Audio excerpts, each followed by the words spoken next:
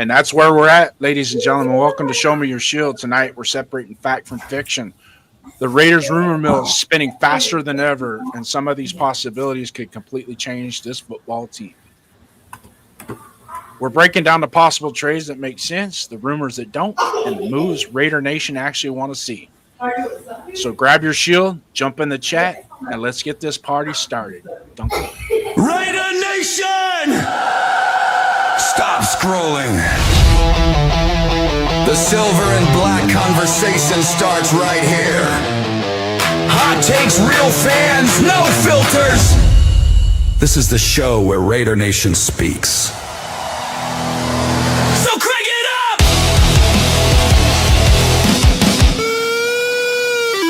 And show me your shield!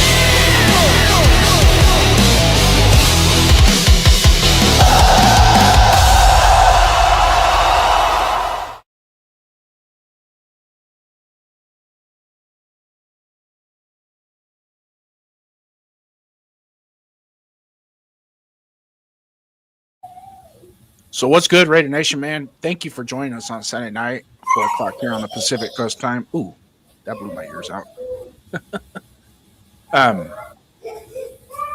Thanks for joining us. We've been gone for a little bit, Duncan, but tonight we're blessed to have Darkside with us, one of our resident experts from the Discord, and you guys have seen him on our show before. Hopefully, it could be regular. We'll see. I'm going to need a favor from you, Mr. The Dark Side, is because I'm going to be at the game, the home opener in Miami. And so I'll need somebody to fill in. I'll set the studio up for you guys, and all you guys have to do is just run with it that Sunday. So, but what's going on with you guys? Duncan, what's up, man? Nothing much new. I mean, just living life, working, eating, raising the hellions. My son's already starting to try to crawl. Ooh, that's fast. Yeah. So the little one's keeping me busy. Yeah, I can imagine. Darkside, how about you, man? How you been? Man, I got 3 kids in baseball and softball, so that's my whole life right now. Baseball, softball, baseball. Yeah. And I just started a travel ball team, so yeah. You got your plate full and work. And work. Right. And work. So I could just imagine. My kids are grown, but we had the karate and the swimming and the soccer and all the other functions. It never ends. It's never ending. Yeah. Glutton for punishment. Yeah. And it kind of made it harder for us because a lot of the times I was working nights. So it wasn't uncommon for me to get off at 2 o'clock in the morning and be back at 6 o'clock to take my daughter to her swim meet, and then that was like a camping excursion when you load up the ice chest and the tent, the awnings and the blankets and the chairs, and then you got to drive 30 miles and then set up. And so, but other than that, everything's going good here. Got my weight loss journey. I'm 3 weeks into it. It's working out really good for me. Get back into the gym. Just doing light weights right now. Nothing major.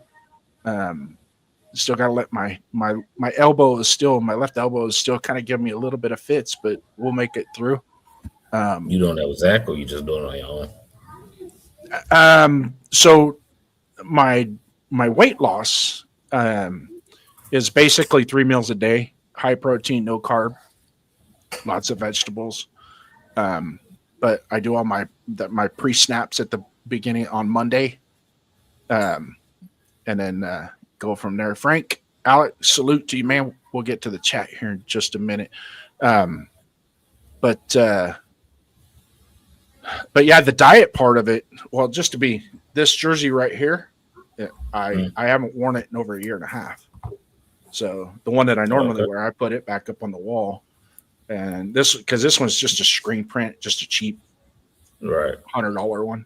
The other one is my $250 stitched actual game replica jersey. But hey, enough of that, man. We got talks of business.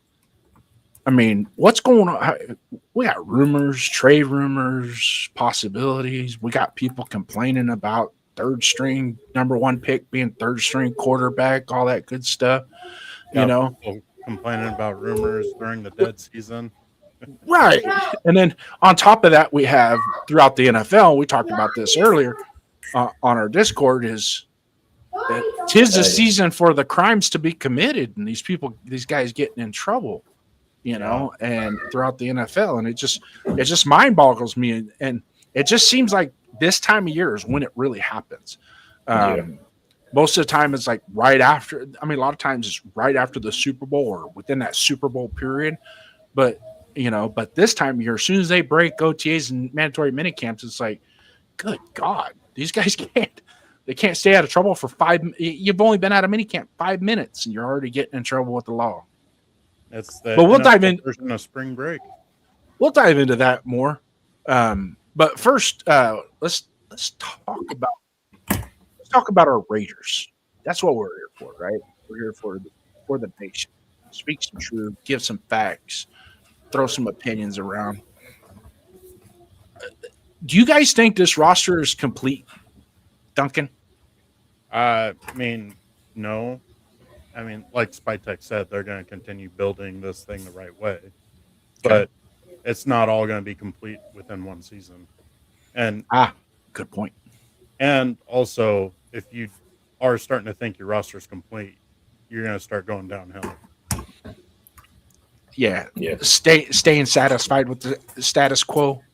Yeah. When we ain't even status quo, we're below status quo. Yeah. What about you, Darkside? What's your take on right now as our roster is set before we go into July? What's your take? For training camp, I feel like we, we got some talent. It's not complete. To answer your question, no, it's not complete at all. But I do feel like we got some talent to compete. I don't want to mix those words up, but that's hard. Like we will, right? I feel like we will compete. But as far as like the roster being, like you said, top tier or status quo or above, I don't think we're close to that right now. Yeah, but I do think we have talent. I feel like we're lacking talent as far as like some depth in like the secondary, and we've already talked about it, like the secondary, mainly on defense and the wide receiver position. Yeah. Well, I actually think we added some depth in the secondary by the way we draft. Number one, by the way that we drafted, picking up Terrion Johnson from the Buffalo Bills, right? Adding him to that mixture as well. Plus, with what we had last year coming back healthy, I think there's depth, but as overall like super talented secondary, that remains to be seen because some of the stuff that we drafted, it could be pretty good stuff. I'm quite surprised with what I see, including one specifically, that kid from Cal, who the coach in his press conference says, I like what I see. Now I want you to do it in pads. And if it translates if his performance in OTAs translates into pads, this is just me saying this, I think the coaching staff will be happy with him, and in turn will make us happy as well with what we have. Hezekiah, what's his name? Hakeem Massis. Yeah. I think we talked about him. I like him as a cover guy. I can't remember who it was in the Discord. I ain't been in the Discord in a while. I've just been busy, but I remember somebody talking about him playing slot nickel. I don't see, if he can prove it, like he's like Kubiak said, if he can go into training camp, put the pads on and prove that he can tackle, then he'll shock me because I didn't see it on his tape. But if he can actually prove it that he can tackle in the NFL, like you said, that'll be a diamond in the rough. Yeah. Now, let's talk about the secondary, Duncan. What you got over there? From what I've heard a little bit, is that the safeties are really going at it, and they're being really aggressive in how they're going to be using the safeties this year. Yeah. It's basically going to be kind of like a 3-person backfield where they're going to be rotating up in coverage, flipping sides, depending on what the offense is giving, and probably adjust also with the motion on which safety's coming up and covering and all that. So it's good that we're hearing positive stuff, but we also need to take it with a grain of salt because we hear positive stuff this time of year every year. Everybody's beautiful and physique coming out of OTAs and training camp. Everybody's Super Bowl champions coming out of training camp. Frank Weber, I with this post here, the rosters are adequate, but I don't think they're done adding pieces yet. I agree with you on that. I think there's still some moves. They might not be major moves, but we'll talk about that later. I got a couple of hypotheticals that I could throw at you. Some of it is just coming from me being a longtime Raider fan and seeing, the tea leaves that are laying around that we could pick up and kind of put together, but we'll talk about that later. So second, we're all in consensus that the secondary might not be elite as far as overall talent per se, or in names. And I say that in namesake, right? Right. But there are some parts of those guys that we drafted and brought in that you go, it could click with us as a unit and make it probably one of our strengths of our defense. I wouldn't be surprised if that becomes the case. What do you think? I mean, do you think there's enough of what we brought in? I mean, because based on the way he drafted this last draft, he targeted that area. That secondary was a target. It was all hands on deck going in after that secondary and addressing that secondary as a primary. It's gonna depend on 3 rookies and a second-year player for me. Porter, Masses, McCoy, Stoops. Those are 3 guys who are gonna depend on. Because I think Jeremy Chin is Jeremy Chin. He has his role. Not really seeing too much out of IPM. Polamalu. Isaiah Polamalu, and Eric Stokes is Eric Stokes, right? Yeah. So, in my opinion, it's just going to depend on those 3 guys and the second-year guy in Porter. I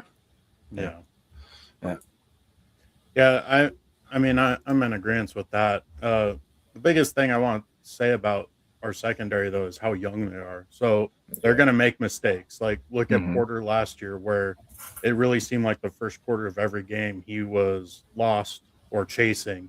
And then by the end of the game, he started coming into his own and looking better. That's what gave me hope for Porter to possibly being good in the future. But we're going to have a lot of young guys in that secondary, and we're going to see a lot of miscommunication, little mistakes here and there, dumb handsy penalties. Like, it's going to all happen this year, and hopefully these guys are seeing the field for it to happen this year so we can improve in the future. Yeah. Baby steps. I would say that I agree with that about the handsy penalties, the miscommunication issues. I agree with that totally. I think to combat that, if we play, because normally first-year guys, rookie guys play real good man coverage. So if you just put them locked up on a man, you get guys that with speed, which we really have, like guys with speed, and you just blitz. I ain't saying blitz like all out blitz, but if you put pressure on the quarterback, it'll alleviate most of those mistakes. Getting pressure on the quarterback. That kind of brings up a topic that I've kind of shot towards you, Jason, like a week ago or something, about like, what do we need to see off our pass rush?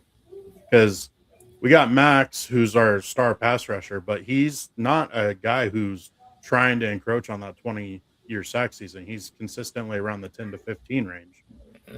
From the team, what do we need to see outside of Max? Well, that's just it. There's going to be some auxiliary type of pass rush. I don't like the idea of bringing extra bodies to generate a pass rush. If you could do it with a 4-man front, that's the best alternative. It gives you more bodies to defend other parts of the field. So when you're having to rely on a 5- and 6-man pressure, it's like, we're robbing Paul to pay Peter, and I don't want to do that. But there is some some side to what we saw last year with Tonka Hemingway and a couple of the other young guys that they're going into their second year. So if they hit that aha moment and we can develop a steady pressure up the middle, that's going to take a lot of the pressure off of Max to where he doesn't have to generate he can stick to what he's supposed to be doing. And that's coming off the edge and influencing that quarterback, whether it's with hits, sacks, or just making him very uncomfortable in the pocket. Because as you guys know, for the past few years with Max is they can slide protect just to his side and it's not that big a deal, So I would say this, the kid that we drafted at Auburn and number 51 on our team, John Kuntz, they are going to have to up their game from the right side. And then Kwity Paye is going to have to be more of a factor in the pass rush as well, because he's not a quarterback sack. He doesn't have a statistical line. Now you watch him play, he does move the pocket. He does get, it's not like he's playing hands with the guard and the tackle at the line of scrimmage. He is getting upfield, but his discipline is something a little bit different than what you would expect out of an elite pass rusher. Sometimes he can take himself out of the play as well, which if he would have stayed more on inside technique, he could probably get an inside sack. Instead, he sacrifices his outside technique and he takes himself out of the play. He can fix that. Those are easy fixes. And I think that a lot of that had to do with the scheme that Indianapolis ran as well. So if he's more of a hand in the dirt type guy for us, I think it's going to be better for him. Paye can mix it up, but for me, Kwity Paye reminds me a lot of Lamar Houston, who we had quite a few years back. That's a good comp. A great, really, really good run stopper, and just kind of okay, inconsistent in the pass rush. Yeah. So Kwity Paye is basically a 8 sack a year kind of player. So we're going to have to generate pressure around him too. Yeah. Yeah. And I've only seen a couple half games of him. I went back and found a couple Indianapolis games and kind of watched, and I wasn't disappointed in what I saw. I'm glad we got him. He's very useful. But I wouldn't launch him. I wouldn't launch him into the upper atmosphere of the tier 1, I guess you could say, of the elite pass rushers. But my 2 cents on that would be, I feel like we'll probably be top 5 or top 7 in simulated pass rush, like dropping a lineman back in coverage and bringing like a Quay Walker or Nakobe Dean. Right. So I feel like we'll be like top 5, top 7 in simulated pass rush. I'm not saying we're going to blitz all the time, like bringing 5 and 6, but I feel like we're going to probably consistently bring 4, but show that we're bringing more. Yeah. And like you said, Crosby, he'll probably be around that 12 sack range. Yeah. I feel like Jeremy Chin and Stoops, they're going to be up there 5 sacks, you know what I'm saying? Either one of them, whoever's that blitzer. But I feel like we're going to be all right. And then my last little thing is if you think about Khalil Mack's best year with the Raiders, it was when Derek Carr had his MVP caliber season. I feel like our offense is going to help Crosby and the defense a lot more because we're not going to be playing from behind. Mm-hmm. Well, or at least not 2 scores behind all the time. Right. Yeah. I don't know if they will help, but they need to. They definitely need to help keep that defense off the field. And the thing I appreciate the most about Kubiak coming in with us is he's not going to give up on that run game.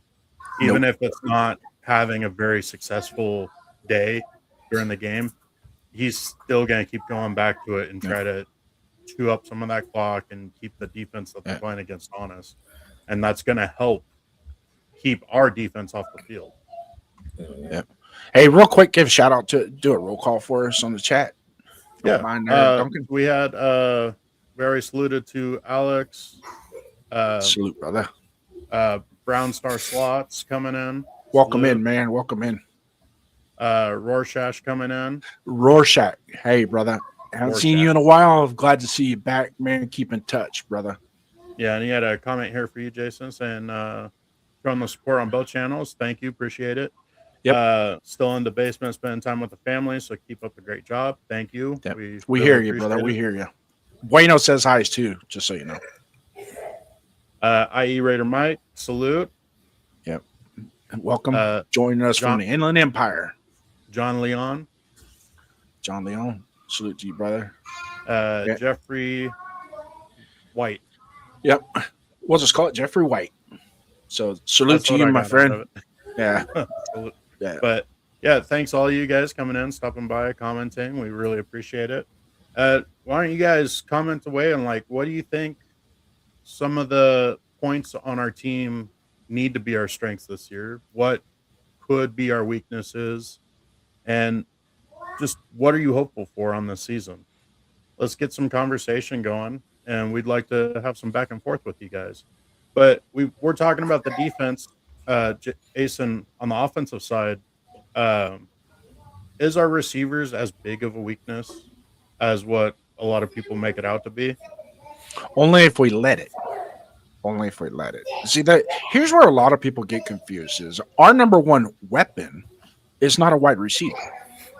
And then I heard a comment on another podcast where, Travis Kelce. Okay, you're saying Travis Kelce this.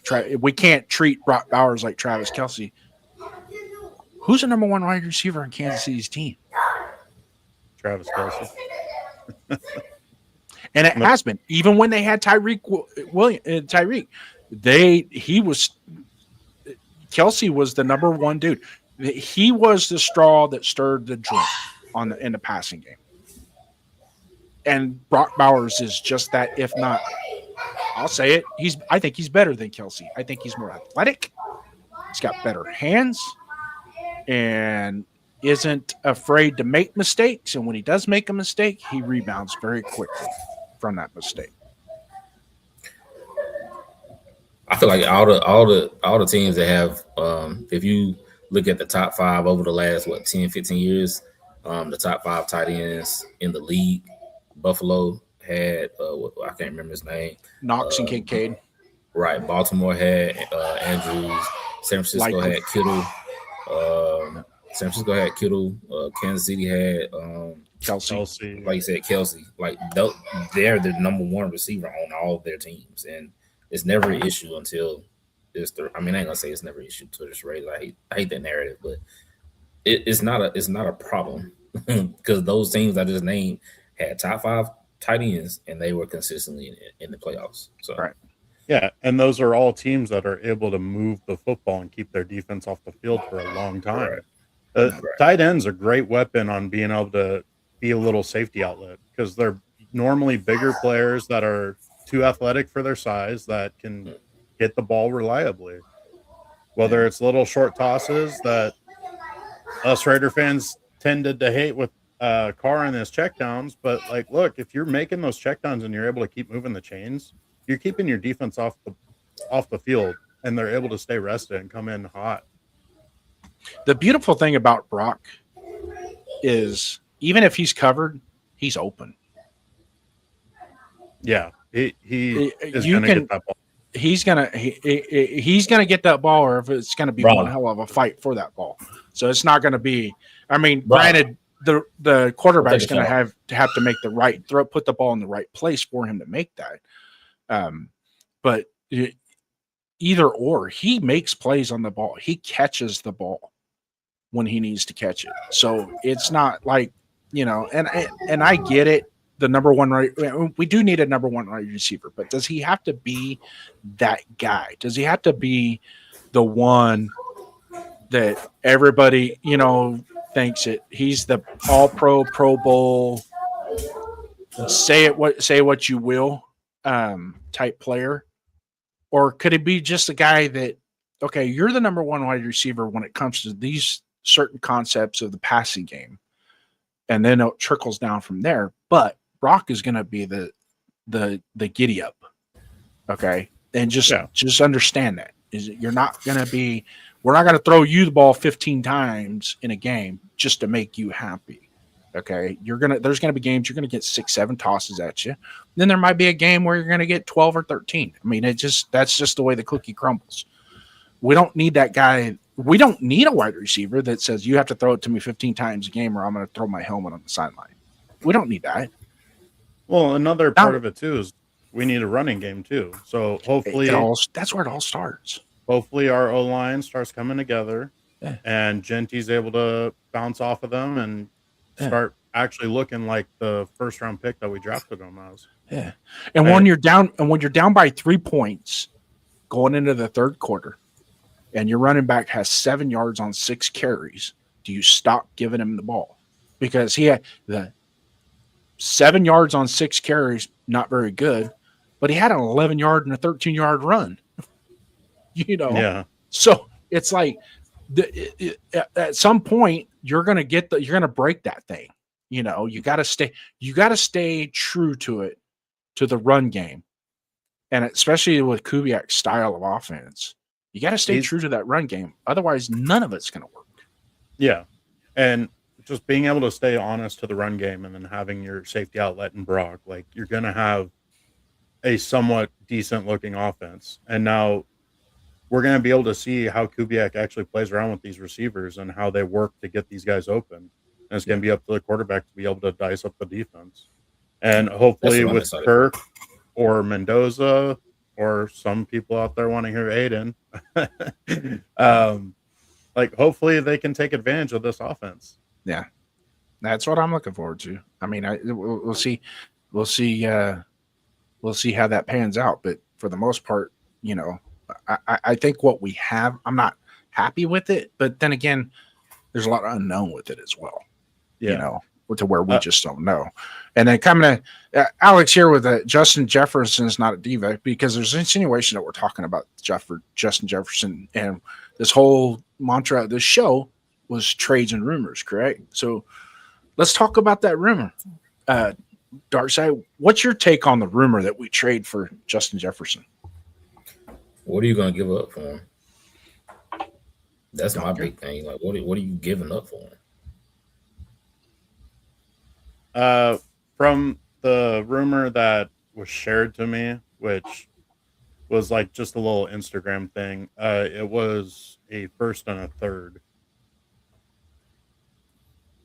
Okay. And do you think that's adequate enough? Well, I don't think the Vikings would take that. Yeah, I was thinking like first, I would do that. That's not that bad. As a Raider, I would definitely do that. I don't see how the Vikings would think that's a fair trade. Like we're asking for 2 firsts for a max, and like that's not going to happen. I'd definitely say Justin Jefferson's a little bit higher rated of a player than Crosby is. Yeah. Well, my thing about it is, if it is a first and a third, my theory is that Spytech looks at it, and that's all he has to give up to get a Justin Jefferson on our team. First round pick next year is most likely going to be the best player available, which is going to probably when we pick, is going to be a wide receiver. Somewhere along the lines, there's going to be 3 or 4 wide receivers that are going to be top first round talent, and they're going to be at that point where, with the first round pick, that's who we're taking. We're taking that elite playmaking wide receiver. But if you want, you just want to say, okay, we'll sell our first round pick to go ahead and get this guy that's already a proven commodity, right? Probably the best receiver, if not top 3 in the NFL, hands down, who has history with Kirk Cousins, right? In the long run, I don't see the problem in it. Here's the only catch that I have is, if your mentality is to build this thing slow and deliberate, then making a quick snatch trade like that totally defeats what your narrative has been since we started this thing. Yeah.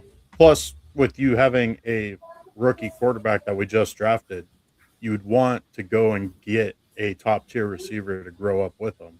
Like, yeah, we have Bowers that's going to grow with them. Hopefully we're able to re-sign him, which, as long as things start turning around here, I'm pretty sure we'll be able to get Bowers back. I mean, Yeah. worst case scenario, money always talks. Yeah. But you also want to make sure he has a plethora of guys that he can consistently go to. And drafting a receiver in this next draft would be nice. But who's to say that the offense doesn't actually look better than what we're thinking and what Kubiak's able to do with the receivers we have? Why are they not able to keep patchworking together something kind of similar how the Patriots did? And then go and invest in more defense or other offensive linemen, just other positions. Because we could very well be in a position where we could get the top edge rusher or D tackle in next year's draft. And both those guys are monsters. Listen, my ideal situation right now for the next 2 years, I'm gonna just the first round pick. I'm getting the best edge, or like you said, best edge or D tackle. And this is me being very, very, very biased. I'm getting the best edge or defensive tackle next year. And then the year after that, I'm going all in for Malachi Tony. Well, you're a Miami fan. Tony's awesome. And I love Tony. Dude, Tony is that dude is he's phenomenal. He's phenomenal. He looked special last year as a freshman, and he's got good he continues to grow. He's actually got good character to him as well. Yeah. So he wouldn't be like a organizational defunct. Alex, real quick, I'm going to answer your question real quick because you put in a chat. I'm bringing your chat back up. Justin Jefferson is not a diva. I agree. I 100% agree with that. He's flashy, but he's not a diva. He is a team guy, and he has goals and aspirations of being a coach one day. In this league, and so he always is willing to share his knowledge and forethought with other players. He's not one of those takes his talent and runs with it, and when the game's over, he just walks off the field with his uniform still on, walking around town, type person. He's pretty legit guy. A lot of people mistake him for being flashy because of the gold chain and his tee. You got to look past that. He's if you actually watch him in his interviews and when he's a straightforward dude, man. I actually like him. I really like him as a person and as a player. Yeah, he's a good guy. Yeah. You don't hear any drama from him, so if there is any, he knows how to keep it behind closed doors. Yeah. But he's also an upfront guy too. I mean, he's one of those guys that if he has an issue with you, he'll let you know. He doesn't let him drag. It doesn't let stuff like that drag him down, but he'll let you know. He let Kirk know during a game one time. Right, and they're still good friends. You know, so it's not. That's why I mean, I think he would like to come and play with Kirk and Clint Kubiak. I really do. I think when you hear that rumor, you go, there's a part of me that thinks that's a possibility, it just, and because what the quarterback situation that they have right now in Minnesota is not to his liking, I don't think he wants to run with JJ McCarthy. Kyler Murray might be a little bit different. I wouldn't mind if we were ready to win now. If we're ready to win right now, then I but we're not ready to win right now. That's the key. That's the key. And we'll talk about it. I have a hypothetical. This is equivalent to us trading for Devontae Adams. It's just crazy. You're just trading for a name at this point. But at least with Devontae, we were coming off a playoff win. We had a quarterback that he was familiar with, that they both had history with, and there was some substance there to that trade. It made sense at the time. It's like, if we're going to win, we don't need those picks because they're going to be 27th, 28th, or 32nd pick of the draft anyways. That's why the 49ers and the Rams and the Chiefs and these guys that are constantly picking in the late 20s and in the early 30s, that's where they're like, those picks mean nothing to us now. If we can get that player right now to win, because it's just a piece that just a piece of the puzzle and not the whole puzzle itself, then make that move. But we still have a whole puzzle to put together. So to try and buy one piece and sacrifice what we're doing to get that one piece, that's the difficult part. As a Raider fan, as a true Raider fan, longtime Raider fan, we also have PTSD with those because we tried it with Randy Moss. We tried it with Antonio Brown. We tried it with Devontae Adams, and it just didn't work out, because you also got to take into consideration too, when you make that trade, you trade a team, draft capital for a player. He might not want to play for the Raiders. He might get here and go, I don't like this situation either. This is worse than the one I came from. So why would I want to play here? And now what? We just gave up a first and third round pick. Now we have a player that doesn't want to play for us. Okay, whether it be whatever reason, he's afraid he's getting hospital balls or his helmet doesn't fit or I don't want to run crossing routes on a infield dirt, whatever it might be. That's the gamble that you take when you make those trades, because now you're, like I said, you're bringing a guy that it's not his choice to come here. You see what I'm saying? Yeah. So now you got to deal with that as well. And you just gave up a first and a third round pick. Yeah. But my stance right now is let's go through the season and see what we got. If we start bringing in pieces to try to start pushing our performance for a little bit extra wins this year, we may not see what we have in our younger guys like last year. Like we ended up bringing Lockett in. He's taking time away from Besh and Thornton and all these other younger guys that we had in the receiver roster. Now we have no idea what we have in them. We don't know how good Besh could actually be because he got the ball thrown to him like once or twice a game and he did play. Yeah. But yeah, my stance is let's just go through the season and see what we got. If it's completely fallen apart early on, maybe we can get a good trade for Crosby, get a first round pick and maybe a second round pick if we're lucky. I think with the Garrett trade, I think Max's stock took a hit because we saw basically a first round caliber player in Verse, and then they got a first round pick, second round pick, and a third round pick for Garrett. So I think Crosby's probably sitting around a first and a second. And they got a first round talent in Verse too. Yeah, that was what I mentioned first. Oh, okay. Yeah. But real quick, let's hit up the chat. 805 came in. Salute. What's up, 805? Salute to you, brother. Jack Gustav Vest. Salute. IE Raider Mark saying the Raiders will be drafting their number one receiver, Jeremiah Smith. Just stay patient and build this team right. I completely agree. Smith may be the pick. He may not be. It all depends on how we finish.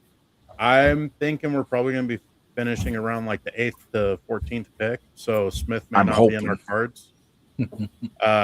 So we may have to be looking at like the third or fourth best receiver if we're looking at receiver, or maybe a defensive player, because the offensive side seems like it might be stacked, but this is before the season's even played. Then John Leon says, if Max is traded, give that pick to get Jefferson. Well, if we're trading away Max, we're probably not in the best position as a team, so I don't see us trading for Jefferson. If this all happened like right now, okay, maybe, sure, fine. You kind of swap in one piece for another. Like, I don't mind that, but it probably more than likely, if a Max trade happens, it'll be during the season before the trade deadline, I think. Do you guys have any thoughts on the Max trade topic? I don't understand why it's still a topic at this point. He's saying it's way different than in January when he wasn't even talking about us, right? He wasn't speaking. He wouldn't say the Raiders, right? But now he's completely saying he wants to be a Raider. The front office is saying he's going to be here. Clint Kubiak is saying he's here. At this point, it's just June, July talk, in my opinion. Yeah, well, until the game starts. Partly to answer like why you don't understand it is once that door is open, it's not closing. So I mean, I understand that part. I'm talking about like why is this? I mean, again, it's just June, July talk. Yeah, I don't think it has any legs. I just think it's just talk. Yeah, which I kind of throw that Jefferson talk in there too. It's June, July talk. It's something to keep us interested, keep talking about football. Like, oh, wouldn't that be awesome if we had Jefferson on our team? Right. And shallow thoughts are like, yeah, I'd love Jefferson on my team. But then you start thinking like, well, what would it take? What do we need to happen? If it were to happen, should it happen before the season starts, or should we wait to see how the season starts playing? Like if we're 5-0 and we're looking damn good, like would a Jefferson trade start making sense? No. I agree. I wouldn't do it either. That's when it becomes a hell no right then and there, because we're winning with what we have. And then we can go into the draft and build. Yeah, exactly. Yeah. Completely agree. Yeah. So there's no, I mean, if we already had a substantial All-Pro, Pro Bowl caliber roster with, 2 or 3 Pro Bowlers or 2 or 3 All-Pro potential on each side with 6 or 7 Pro Bowlers, and we're perennial playoff player team, we'll go a couple years in the playoffs. Now it's just like, okay, we just need to add an extra piece to get us over the hump. Then yeah, you make a trade like that. You do that. It makes sense. But at this point, stick to your plan. We're going to build this. We're going to build it the right way. We're going to take our time and do it right. Yeah. Don't get excited and go, oh, we can make this trade right now. And it's like, is it going to set you back? Yeah. Alex is saying, we'll just send them Max and we get Justin Jefferson. He's 27, younger than Max. I mean, there's give and take to it. Okay, we get Jefferson. We'll have Jefferson for what, 2 or 3 seasons, I think? 2 years. 2 years. 28. 28 is contract expires after 28. Okay. So that gives him time to see if Mendoza's legit and he wants to stay with the Raiders, or say, see you bye. Okay. Max, I think, hit the end of his contract's 28 also? Yes. Or is it? So as far as like star player contract money moving stuff goes, like it's going to play out the same as with Max. So it's basically, do you want to take Jefferson on offense or do you want to take Crosby on defense? And I think it's kind of like a lateral move for us right now. Just because we need to see what we have with the pieces we got.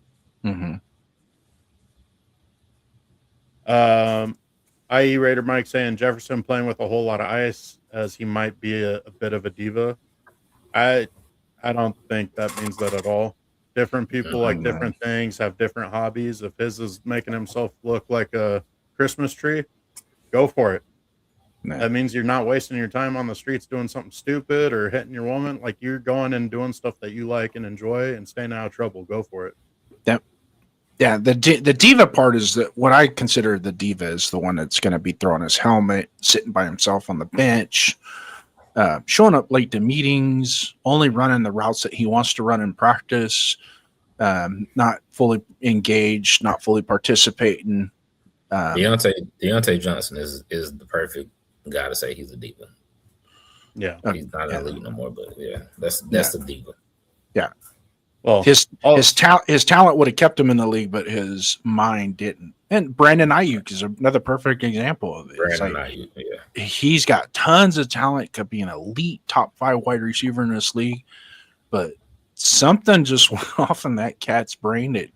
And it happened quick because it's like he literally went sideways right after signing a lucrative contract. It's like, dude, you hundreds of millions of dollars that you're sacrificing by doing this stupidity. What is wrong with you? Well, plus, look at it this way: like the only drama whatsoever put in with Jefferson's name is somebody saying if Jefferson was traded, the Raiders would be a good place for him to land. Like that's not drama at all. That's not him being a diva. That's fans being fans and talking about stuff when there's no football to be had right now. And that's NFL insiders are putting that together because the tea leaves are all there, right? Their tea leaves are all there. So we've harped on the Jefferson trade and the rumors with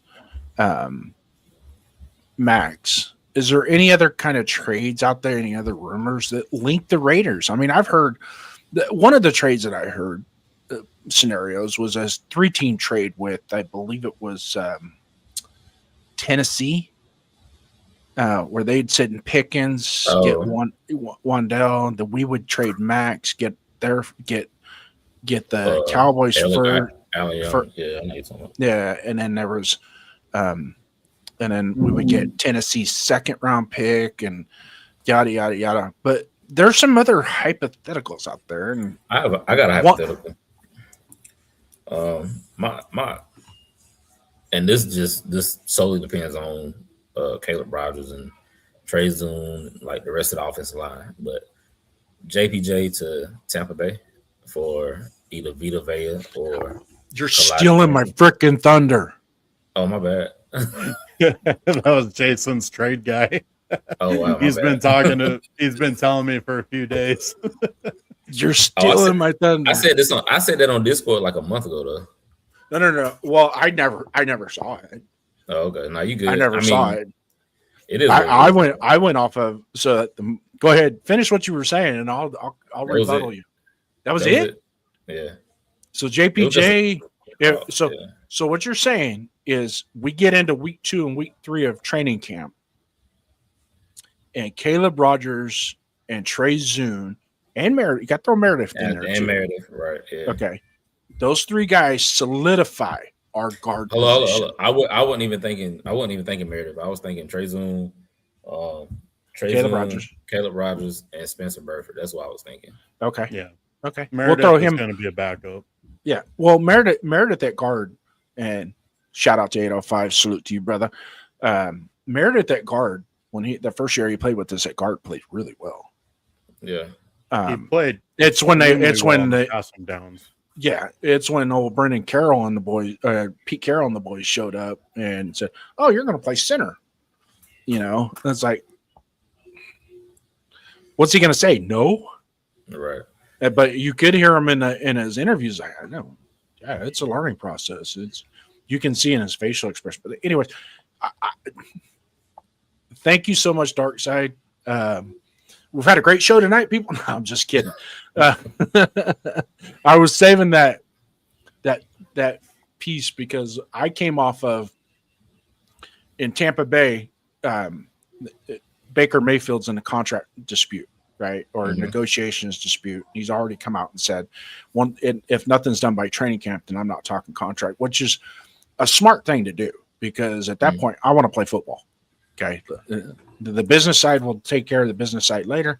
I'm going to play football because I can't be worrying about business side of stuff when I've got to learn the playbook. I've got to get my team ready. We got to get reps in. We're doing meetings, spending 8, 10, 12 hours a day perfecting his craft, getting ready for the season to help his team win.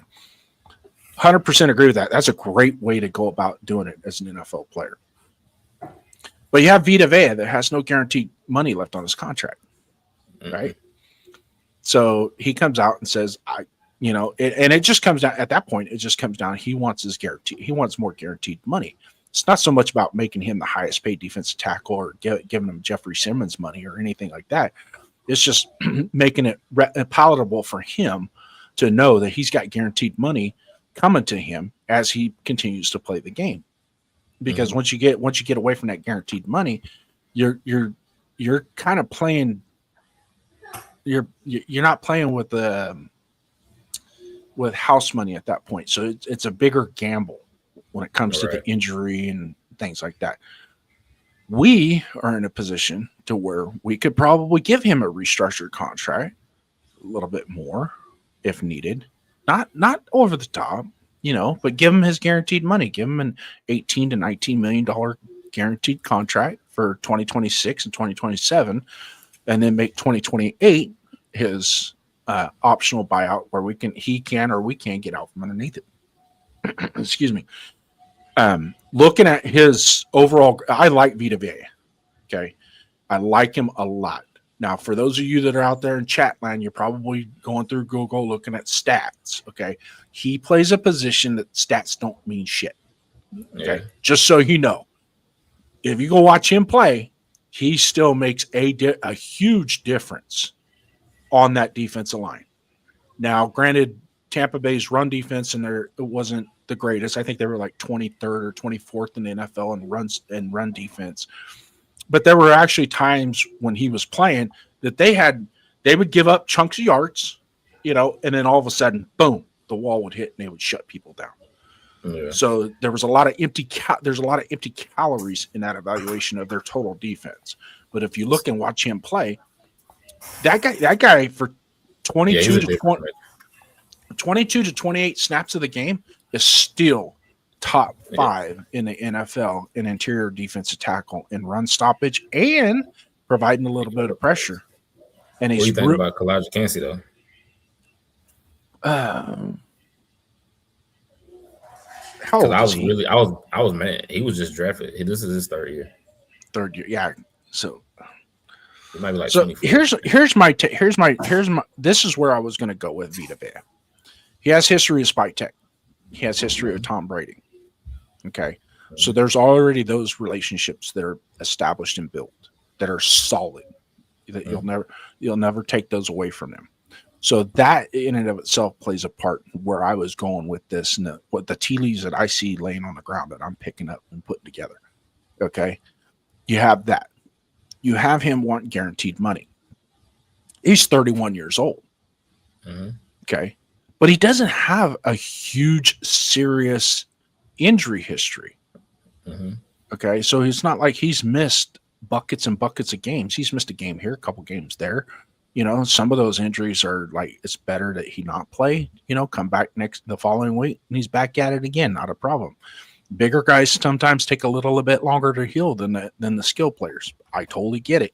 Understand. I'm a big guy myself, so sometimes those little muscle tweaks and things like that. So that's another thing. It's like, okay, we're not taking on somebody else's liability in the injury field, right? So check that box. That would be a good trade. And I truly think, and this is my proposal based on what I've seen and what I've read and the way I've looked at it, I think we can really honestly get him for a 3rd round pick and a conditional 5th round pick in 2028. And that conditional would become a 4th round pick if he makes Pro Bowl or a pro. My only thing is with him being 31, all it takes is one like decent, not even like a really bad injury, but like just a decent injury for him to call it a career, especially if he has guaranteed money. He could just end up pulling a Warren Sapp on us. He gets his money. He's not get the injury, and then he's done. But when you start getting older in those years and your body, when you start feeling your body getting worn down, like then that's when you start questioning it. Nah.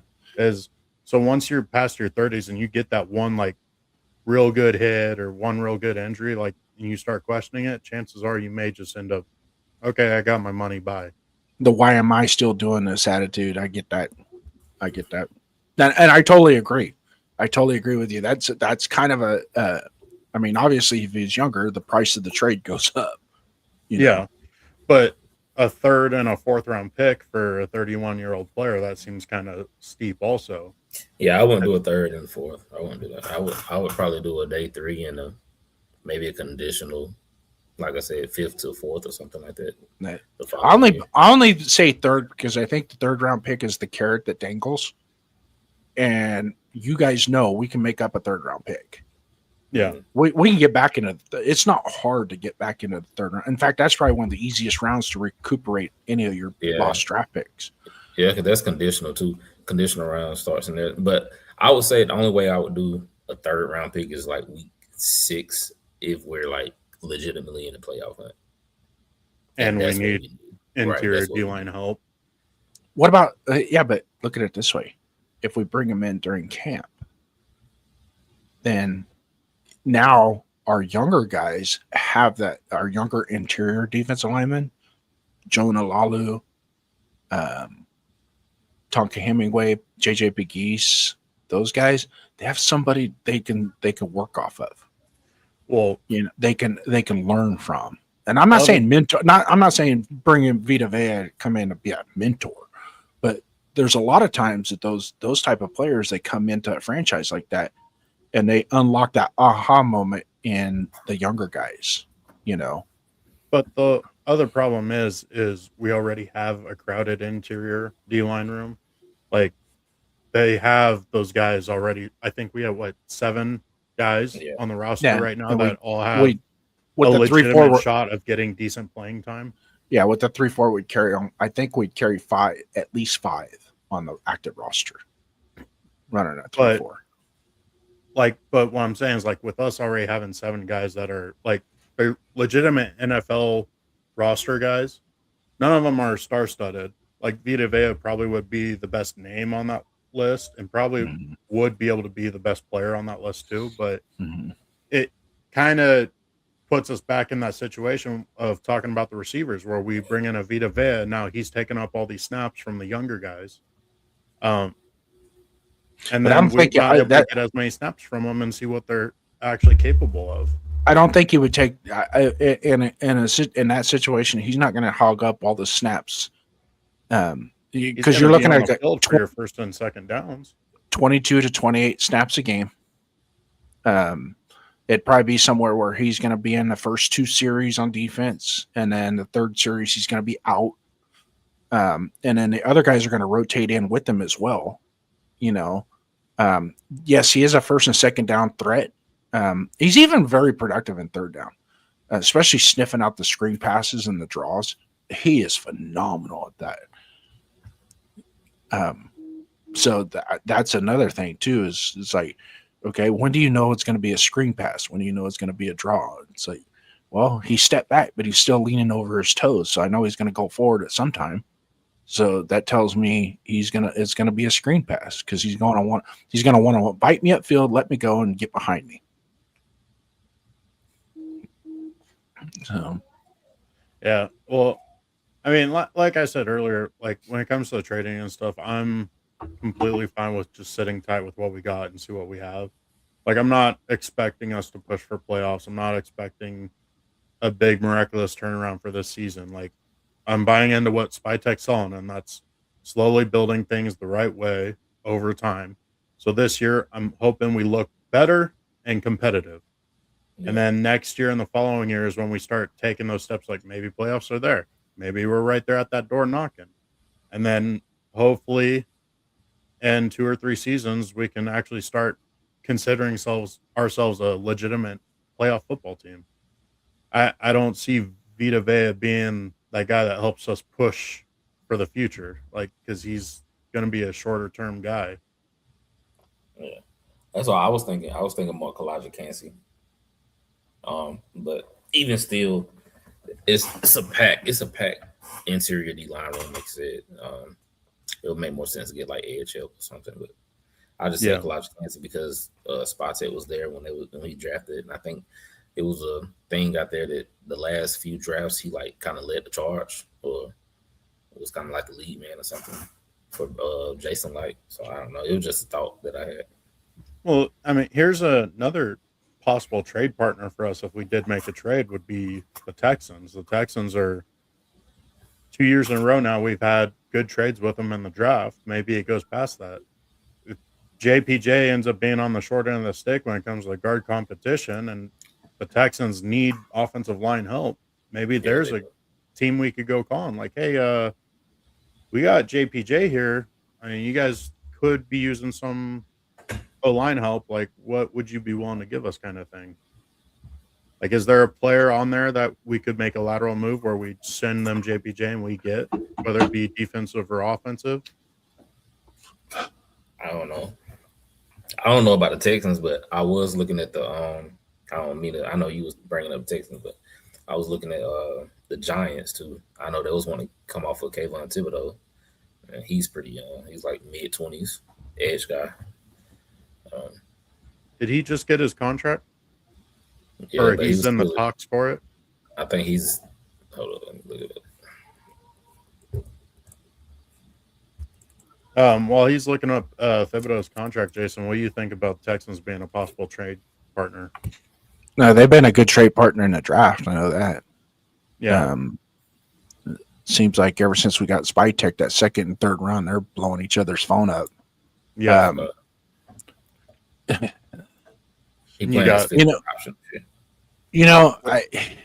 the deal. If JPJ is a trade piece, I don't think we have to really necessarily trade him specifically for an interior offensive lineman. I think we could use that trade piece as another piece of the puzzle somewhere else. on the team. Interior defense alignment, maybe even a top quality linebacker that could be a rotational piece with the two linebackers we had.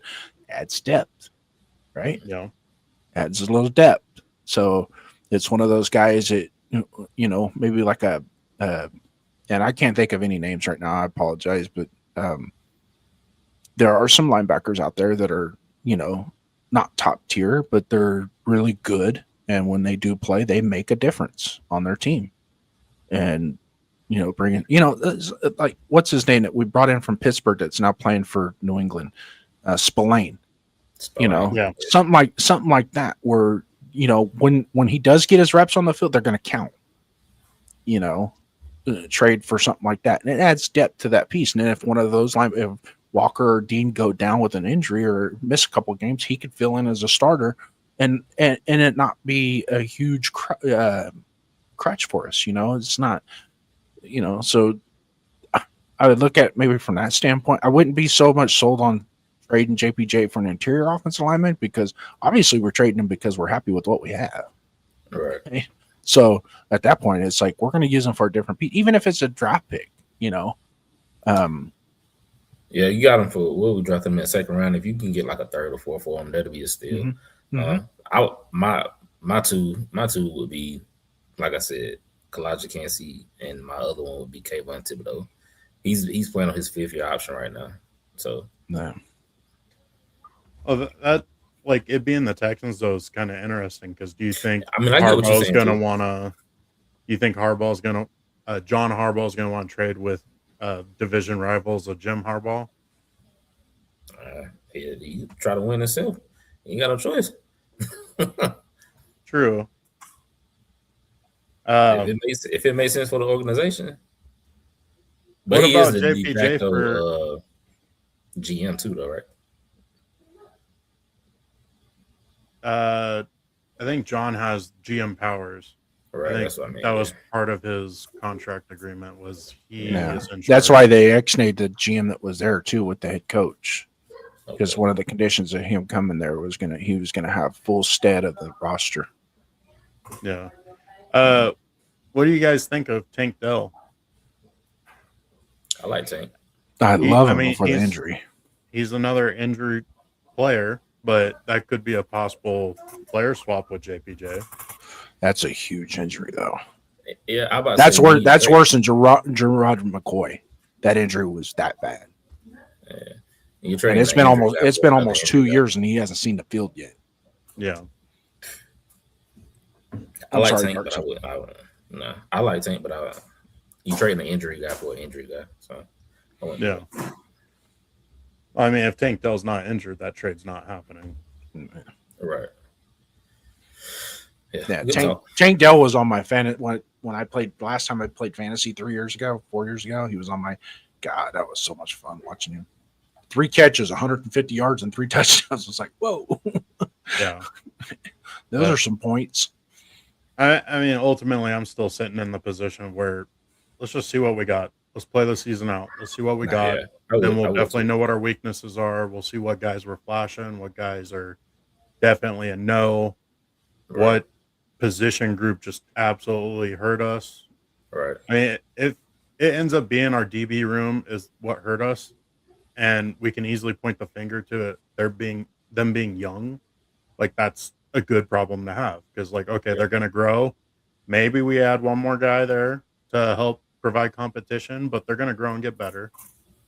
I'm worried about the depth of our linebacker group, because Dean and Walker are both injury history players, and I think Dean's already has another injury. I don't know. He was missing. They won't say, but my perception is that because of his past injury, it was that, and also too, his wife is going through studying for the bar exam, and they were getting settled down, and so there was some family stuff that he was taking care of as well. He was in the building. It wasn't like he wasn't in the building. He was in the building. It just whether he was practicing, and I thought he wasn't in the building at all. No, he was. Well, he was there, because that was a big deal. It was a big deal that he was there for that whole team media day thing? Everybody was saying he had been there the whole time. Okay. Yeah. He just wasn't on the field. He was in the training room. Yeah. Which they did that with Max, Gerard McCoy, I'm pretty sure I'm sure Brock got a day here, a day there of just recuperate, get things right, Get ready for day one. Yeah, because we're not going to win the season in OTAs. Yeah. We're just building the team. That's the biggest thing. We're practicing to learn how to practice. That's what we're doing. So if you already know how to practice in an NFL level, the OTAs are great because it's your bonding period. That's where you start to set the baseline of what the team is and start to create that identity for the 2026 season. But some of those guys, they really don't, it's cool that they're out there. Great. But they don't need all that work. It's the guy number 75, the 75th, 76th, 77th guy on the depth chart that he needs all the reps he can get to see what he's got in OTAs. Yeah. So, looking at the notes again, is the front office comfortable? I mean, for me, answering that question, I'd be saying, hell no. As a front office, you should never be comfortable. You should always, how do I make this team better? Always. Mm-hmm. And the problem, like me personally, I would have is pretty much having an itchy trigger finger trying to make something happen too early. You got to be able to practice patience, but also have that hunger of wanting to get it going. Yeah. So to kind of change the question is, should we as fans be worried if the GM or the front office isn't making moves or trying to make the team better instantly or like right now when we see a hole? Go ahead, Dark Side. I'll let you answer that. I mean, me personally, no, because again, you can see both sides of it. You can see the Los Angeles Rams type of front office who makes trades and do this and do that and do this and do that, or you can look at it as a team builder like a Tampa Bay Buccaneers. They build their team through the draft. They go in free agency signing a couple guys. They don't make the big splashy trades. The Philadelphia Eagles is another one. Right? They don't make the big splashy trades until it's time. AJ Brown, right? That's really the only trade that they had. Other than that, they just built through the draft. So yeah, I mean, you can see it on both sides, and the Chiefs. So they trade away guys. They don't trade for guys. But my thing is, I wanted to build through the draft. I said I want to build through the draft. I want to draft our guys. I don't want to trade for Antonio Brown. Not even that Antonio Brown. I don't want to trade for certain guys and then they not fit what we're trying to do. I'd rather just draft our guys, and then if it don't work out, it's my fault. It's my fault because we didn't draft them right. Not it's my fault because we traded draft picks for this guy. Which I think a lot of GMs get themselves in trouble doing that, where they start making huge splash plays and they don't work out, and then all of a sudden there's a big bag of cash that has to go out the door, and there's not a return on the investment. Whereas at least through the draft, you're not sending huge bags of cash out the door, and the owner's not questioning it. He just sees that you're taking swings, little choppy swings at it, and then coming to. So, in the long run, I wouldn't be too pissed off if they just sit back with what they have right now, maybe make a couple small moves here and there, which is going to happen anyways. That's what GMs and pro player development guys, that's what they do. They might see somebody that's on another team that, hey, that guy's going to hit the practice squad. Let's see if we can't get a 6th or 7th round pick for him so he doesn't hit the open market on a practice squad and get him in here, type thing. Maybe something like that I'm okay with. Yeah, I don't mind that. I'm okay with that. And earlier I talked about the Vita Vea trade and the 3 and the 5th. I don't want to do that. I really don't. I agree with Darkside that giving up a 3rd round pick, that's a premium pick, and to give that up, to try and get him.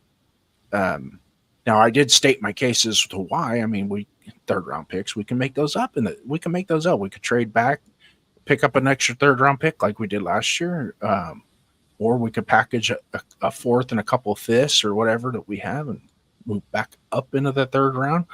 So, I mean, third round's easy to manipulate, much easier than the first and second round. But at the same time, it's like, you know what?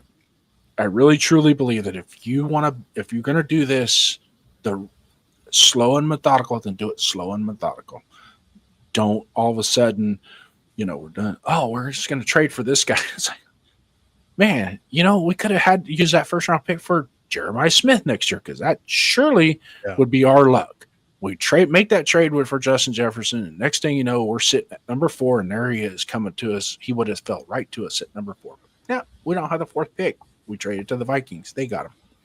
Yeah, when it comes to trading for players, I really believe you as the team need to be in the right position for it, as in, like, you're in the driver's seat. You already know you're a playoff team. Mm-hmm. You already know you can make a good push for that Super Bowl. What would help push us right over that line? Like how the Eagles were. The Eagles were building a very good roster. They were solid. What did they absolutely need? They needed a receiver. Okay, well, let's go get a proven guy. And they went and got A.J. Brown. They ended up winning a Super Bowl with them. Yeah. So us trading for players does not make sense right now because we're in the building stages. We need to be in that spot where we already have our foundation that's getting us to the playoffs consistently, and we're winning a couple playoff games. And then that's when I'm ready to make that off-season trade to go get a player to help push us over that line. You start making these trades too early, and you're sacrificing your foundational pieces from the draft. Yeah. So, next topic. It's not in the notes. It's in my notes. Fernando Mendoza, right now. There we go. Everybody in the chat, listen up. You know how I feel about Fernando. Fernando Mendoza right now is 3rd on the depth chart in OTAs. Okay. Got it. Totally understand. Right.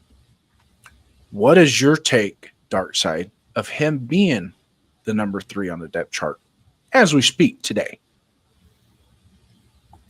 Nah, I don't care about it. It doesn't matter to me. But again, I got faith in this coaching staff, unlike I did last year. Now, if this has been last year with Pete Carroll and all them and Chip Kelly, then it'd be like, okay, why, what's going on? You know what I'm saying? But if Clint says, hey, we're gonna have you as a 3rd string, and then you're gonna have to work your way up, and he's doing it for all other rookies, because just about every other rookie was like 3rd, 4th, 5th string, right? He's making them learn as they go, right? Mm-hmm. So I don't have an issue with it at all. I don't have an issue with it at all. Even if he starts the season as 3rd string, it doesn't really matter to me. Okay, Duncan. The way I see it is just kind of on the depth chart purposes is you have your starting quarterback, and usually if you have a rookie on the roster who's not starting, he's the 3rd quarterback. Mm-hmm. Because your 2nd string quarterback is the guy who's going to go in and play in the game when your 1st string quarterback gets hurt. Now, when it comes to the following game after the injury, if that 1st string quarterback can't play, that's normally when you would see the rookie go in and start playing, because nobody's seeing that 2nd string quarterback as a starting quarterback. Mm-hmm. Right. So with the situation we have now is Aiden O'Connell, my opinion, is a good backup. That's what he is a good backup. If Kirk goes down in a game, I don't want to go send my 1st string or my 1st round quarterback, who's supposed to be our future, into a game where my starting quarterback just got hurt at. I'm going to go send Aiden in. He's going to go finish out that game, make sure we get through it. And then now all next week, I'm prepping Fernando to go play. I don't want to send in a rookie quarterback in a weird situation of coming in the middle of a game, because that can lead to another injury and get your quarterback in a bad situation. And then all of a sudden he starts forming bad habits because he wasn't prepped for that week. Mm-hmm. So him being 3rd string just means he's not going to go in the middle of a game when Kirk gets hurt. But dude, check this out. He's the number 1 pick in the draft. Okay. Why ain't he starting? That's, to me, it doesn't make sense. Why isn't he starting day one if he's the number one pick? Why would we have signed Kurt if that was the case? Well, you drafted the guy number one. He's supposed to be the guy at number one. He needs to start. I get what you're doing right now, but if we continue doing what we've done all off season and listen to the people that have been just telling us what they're going to be doing in Spytek and Kubiak and Brady, they've all adamantly said they don't like starting a rookie quarterback. Okay. They've talked us through their plans. They've talked us what positions we needed help in. Like, they've consistently told us basically what they're going to do. And if you just take their words for it, they've been accurate the whole time. When Kubiak, I think it was during it was one of his interviews. I think it was the interview he had at the NFL Combine, where he was asked about the Raiders secondary, and he completely scoffed. Like, that gave you your answer right there, that he did not take our secondary seriously. Like, that was our biggest need. Mm-hmm. And that's at least how I took it. And then here we go, come draft time, we drafted 4 different players in the secondary. Like, they went, just listened to his interview, told us what we were going to be doing. Like, I'm just going to listen to the guys that have been talking and that actually have power in this franchise. And that's Kubiak, Spytek, and Brady. And they're going to give us the answers. They don't want the rookie quarterback starting. So okay. You don't think just throwing them to the fire is the best way for a quarterback to learn? If that's what Kubiak, Brady, and Spytek agree on, then I'm not going to argue it. Like, why not? It's not my business to argue. Well, no, it is my business to argue it, but I'm going to trust the system. Because, look, the way I see it right now is this offseason has really felt different. Like, it's felt completely different than the last 20 plus years since we lost that Super Bowl. Like, this offense or this offseason actually feels like we're actually building something. We go and get the hottest coach commodity in this offseason, which, when was the last time we did that? Back in 2005 or whatever it was, when we got the Ole Miss quarterback, Kiffin. Lane Kiffin. Yeah, like that was the last time we went and got a hot coach commodity. And here we have Spytek, who the whole time's been preaching basically patience. We're going to build this thing the right way. We're going to go get the free agents that we have confidence in as people, and we're not going to break the bank for them. We're going to go get pieces that can actually provide for this team, right? But he's not going to learn holding a clipboard. He's going to learn by being in that room with those coaches. He's going to learn by practicing with those coaches. Like, okay, Tom Brady's arguably the greatest player to ever play quarterback. He needs to learn how to throw. He needs to learn how to throw a pass besides the shovel pass. Okay, all this shovel pass stuff that he did at Indiana, that's going to stop. He's got to learn. He needs to get out there and learn. I don't think Mendoza even threw a shovel pass in college. He didn't. Not one. It's crazy how that works out, huh? Here's another twist to that shovel pass thing. Who does it extremely well and frequently? Patrick Mahomes. But Patrick Mahomes is a Hall of Famer, man. Okay, so you're going to compare. So you're comparing Fernando to Mahomes. Here's the thing: is if my quarterback has a trait that can mimic that, then why not? Like, why is that a bad thing? Why is it a bad thing to have traits? I don't know. If all Fernando Mendoza can do is check down the ball, but he's making completions, like, well, guess what? We're gaining yards that way. Why is that a bad thing? If we're able to continuously move the ball with the traits he has, why is that a bad thing? Well, I don't know. I don't start Kirk Cousins week one is having Kirk Cousins on your roster after drafting a quarterback first overall is a positive in my opinion. Kirk Cousins isn't a slouch. I mean, he's not the greatest, but he's not a slouch, right? Yeah. He has success in this league. It's not like he's Andy Dalton. You know what I'm saying? Kirk Cousins is pretty good. He's solid. He's solid. Well, that's another thing is Kirk Cousins is a legitimate starting quarterback in the NFL. Like, he's been successful for many years. And granted, he had the injury and he's had his little lumps to take with that in Atlanta, but predominantly Kirk Cousins is a very good starter in the NFL. And the only way Mendoza is starting in my book is if he flat out just completely outperforms Kirk. Yeah, like, against starting caliber defense, not quarter 4 in preseason game 2. That's not outperforming. Exactly. And even if they're like level, right? I'm still starting Kirk. Plus, on top of that, our offensive line is still a huge question mark. We went through 3 straight seasons of having a predominantly shitty offensive line. The only time we had any success at all is when we ran the power offense for half a season under AP during his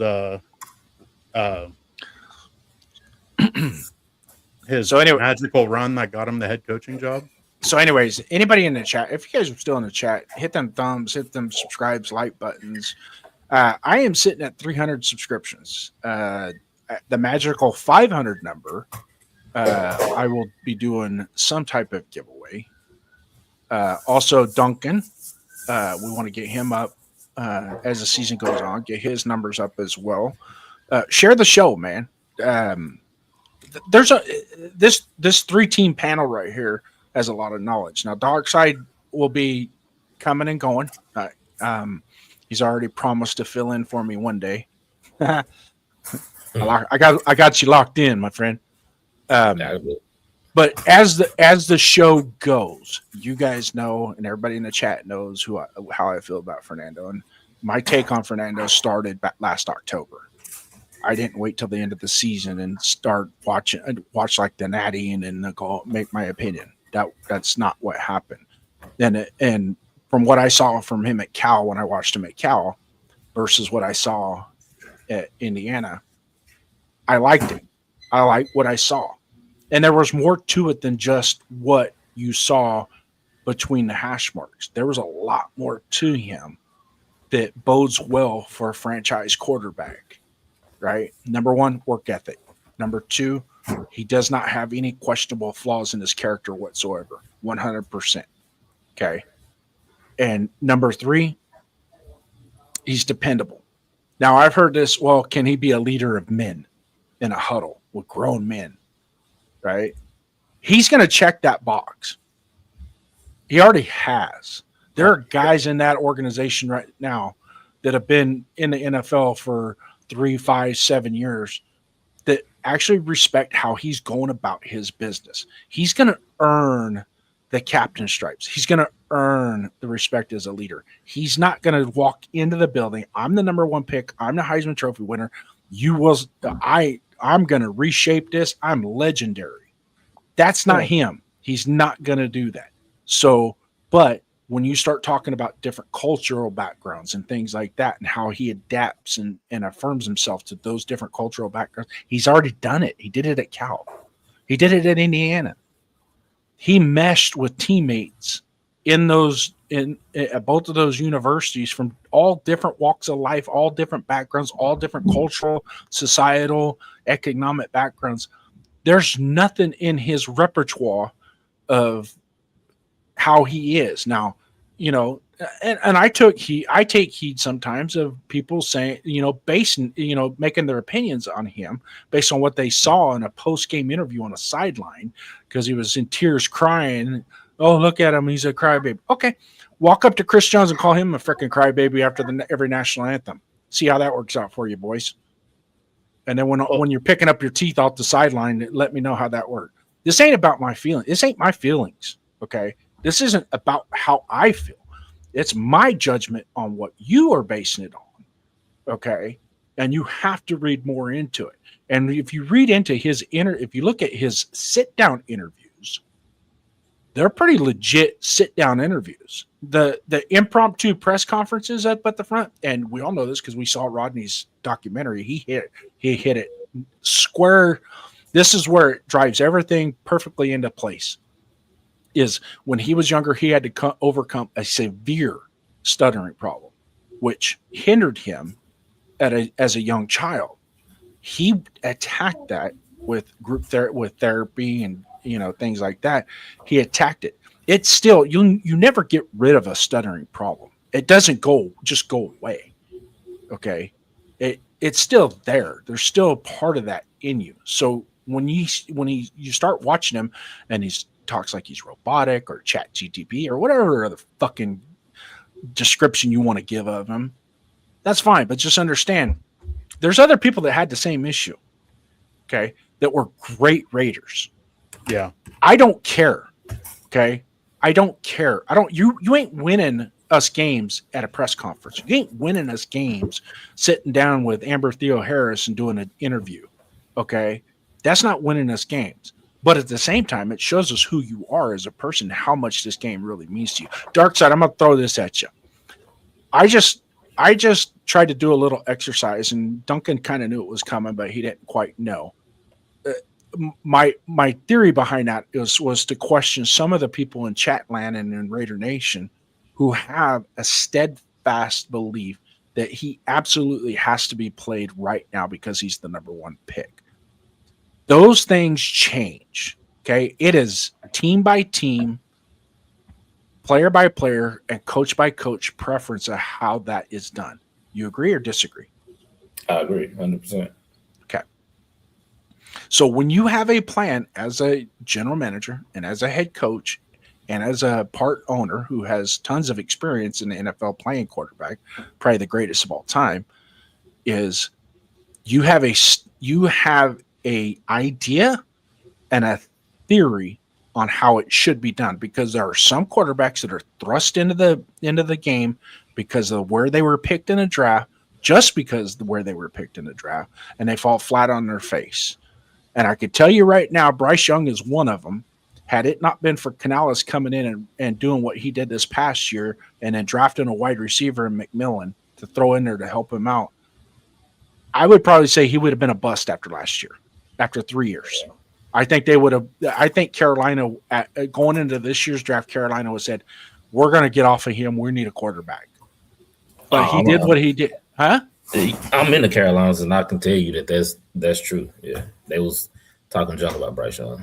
I was like, man, Bryce Young good, man. Just be patient. Just be patient. Well, the thing, not only be patient, but give him the tools that he needs. Yeah, give him he ain't have no weapons. Adam, yeah. But yeah, go ahead. So this is my theory on this whole subject matter. Oh, this is so dope. Duncan, you can chime in, but I'm going to push this towards. I do want to chime in real quick. Go ahead. The whole opinion about Fernando Mendoza's attitude is whatever. Like, you're allowed to hold your own beliefs, but ultimately the people's opinions that matter on that fact are his coaches, the front office, and his teammates. And just the other day, Nakobe Dean went on TV and said that Fernando Mendoza is already exuviating aura, which I think I used those words wrong, but he's already showcasing aura.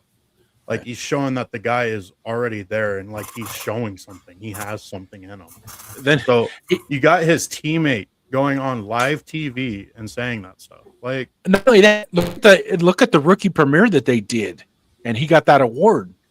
Yeah. You know what I mean? It's like, what are you guys? What are you basing your opinion? This is obviously coming from people. Number one, never watched him play. Okay, they waited until all the hoopla after the season to make their opinions. Number one, and number two, they don't read the whole. You got to read the whole story. You just can't take bits and pieces of it and put it together and formulate some type of condition. Now, there are other people that do content that I 100% love them. They do a great job, and they nitpick some of the things that I 100% agree. But I can also say this with those situations. Okay, absence of proof is not proof of absence. So whenever you say he doesn't do this or he doesn't do that or he doesn't do enough of it, doesn't necessarily mean he can't. Because there's already a proven track record that when he got to Indiana, there were things that were kneel on him that he corrected. Might not be perfect, but he made the corrections, and he's still putting the work in to make those corrections.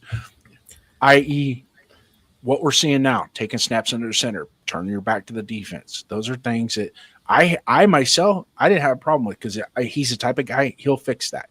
Now, getting back to the idea and the theory of playing him, Dark Side, I'm going to ask you this. You come from the Carolinas, right? Hmm. All right. You like barbecue? Yeah, I love barbecue.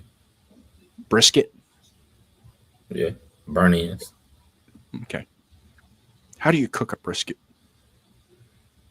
Low and slow. Okay. So if I got a good piece of brisket and I turn my grill up, or I turn my barbecue up to 475 degrees and throw that thing on the grill with just some salt and pepper and some garlic powder, is it going to be good?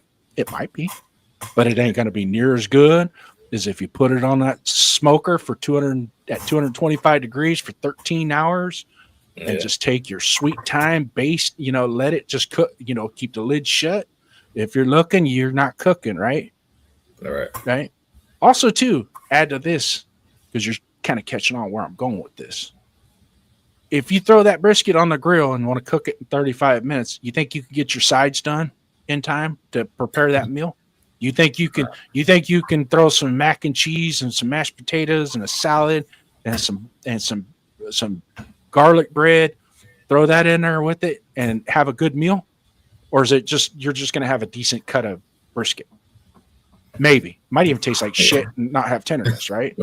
Yeah. You like where I'm going with this, don't you? Because I love barbecue. I get what you're saying. Yeah, everything is better when you take your time and do it right. If you take your time and do it right, you can make your sides while the meat is cooking. And that's where Genty and Bowers and Naylor and Tucker and all those guys, they can get cooked too. And when you put it all together and you got a meal, it's outstanding. Yeah. I think just the people that's complaining, they just want Arch Manning, man. That's really all it is. They just want Arch Manning. Well, he's the first pick, and they want to throw. They want to throw. Yeah, well, I don't even think he's going to be the first pick next year, but that's just my opinion. And also, too, go ahead. My thing is, okay, for the draft, okay, you can have your opinion on who's the right pick or what we need to do with the pick, whatever. Like, completely valid to have your own opinion. It's fine. Okay, draft's over with. Mendoza's our guy. Sign, seal, deliver. He's our franchise guy, at least for the next 4 years till we figure out he's not. Right. Hopefully that's not happening, but he's our guy. Why are we not going back and just supporting the guy now? Like, yeah, if you want to go on YouTube and like do film sessions and like study Mendoza and everything and like nitpick stuff, like that's fine. That's valid because you're actually bringing proof to what you're seeing and saying. But if you want to stand on this pedestal of saying Mendoza's not the guy all before the draft, and now he is the guy because the Raiders drafted him, and you're still going to say he's not the guy, like, why are you even talking? Like, I get it. Yes, I'm a believer in fan and how you want to fan, but you're just blatantly bashing a player that hasn't even played yet. Like, why are we doing that? Support your team. Yeah, it doesn't bode well. And you 100%, and I stand firm on this. If you invest in a team, you buy the merchandise, you buy the tickets, you pay for everything, you do all that, you bleed silver and black as a Raider fan, you're a Raider, because it doesn't matter who's wearing the uniform today, because 20 years from now, I'm still going to be a Raider fan, and they're going to be out of the league. So at that point, it doesn't matter. We just want our legends. We want our people to do the right thing. To support a guy who's the number one pick, okay, we've only picked number one 3 times in our whole existence, and only 2 of them in the common draft. Okay, so just bear with it. If he's a failure, I will be the first to stand here and tell you I was absolutely 110% wrong and you were right. But the only way he's going to be a failure is if we fail him, not him. He's going to do everything in his power to live up to that number one standard as the number one quarterback, as the top pick in that draft. Now, is he going to be lights out like other number one picks? Who knows? But I can tell you this, look at the history of our quarterbacks. Look at the history of our quarterbacks, of who we had in this franchise in its entire existence. What is the standard that we have? Because we can't have we're not getting Pat Mahomes with the number 1 pick. Okay. We're not getting Peyton Manning with the number 1 pick. Okay. We're not getting John Elway with the number 1 pick. We're not getting Joe Montana with the number 1 pick. We're getting who we got. We can make him the best that we need to make him to be. And if we can get production out of him like Eli Manning, I'll take it every day and twice on Sunday. And that's the only threshold as a Raider fan. That's the only threshold that I have. Get us to that level. If he's a game manager, just be a freaking good game manager. I don't care. Just get us to that level. That's all I ask. Don't turn the ball over 3 or 4 times in a row like last year. You know, how many games did he have? He had 3 games with 3 interceptions. You know, don't do that. Get the ball to your playmakers. Let them do the damage. We'll see what happens. Okay. And Tom Brady was not an elite quarterback. He wasn't, but he was freaking good at what he did. And he made the best of, and he did what it took to make his team better. That's all I ask. I don't need you to be that guy that we need you to throw 350 yards. We're going to throw the ball 50 times today I need 350 yards and 3 touchdowns out of you. I don't expect that out of our quarterback. And you're from offense play caller anyway. So yeah, just score touchdowns. If the quarterback throws it 2 times in the first quarter and we got 10 points on the board, and we're up by 7 or we're up 10-0, dude, just keep going. Keep doing what you're doing, because it's all about it. Like last night, I was watching a YouTuber, and the conversation of Kirk Cousins came up, and this person is all about the AOC thing, and I'm like, okay, stop. We've watched AOC. We know who he is. We also know what Kirk Cousins is. Kirk Cousins is better than what we had with Derek Carr. To all you Derek Carr lovers out there, I love Derek Carr, but I'm telling you right now, Cousins has had a way better career than what Derek Carr had. Statistically, and he even won a playoff game. That ain't a whole lot, but it's one more than what Derek Carr won us. Yeah.